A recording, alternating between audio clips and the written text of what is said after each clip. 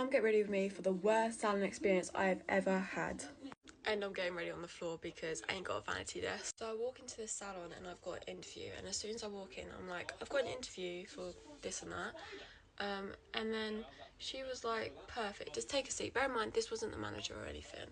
And then the manager will be with you soon. And I was like, I'm going to do my brows off, I can't do this. So she walks up to me and she was like, do you know how to do a full set of acrylic? And I was like, I do. So when I walked in, there was really this client sitting and waiting.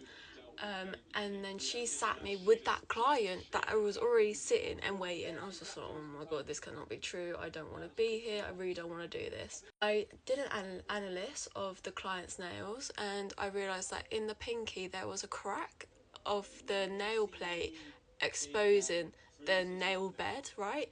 So I was just like, I don't really feel comfortable pinning on that because it's exposed and I do not want to like risk any infections or anything. So I called her over and she was like, it's okay, just apply the tips. I was like, oh, I don't want to do this.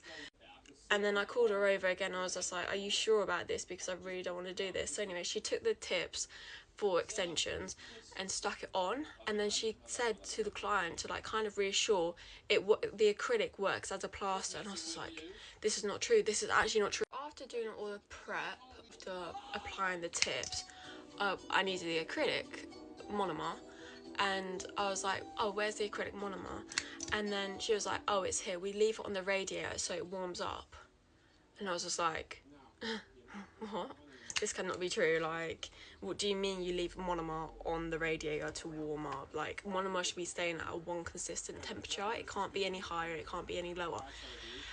She brings the monomer over. Tell me why the monomer is light purple and smells fruity. If you know, you know that that is MMA, right? Which is a illegal product to use on nails as it's really damaging, and they use it on more denture sides.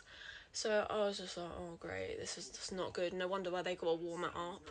Anyways, I then dipped my brush into the monomer and then into the powder, and this powder was not reacting well. Powder was not reacting well to the liquid, so the monomer, and I was just like, great, so this is not off to a good start.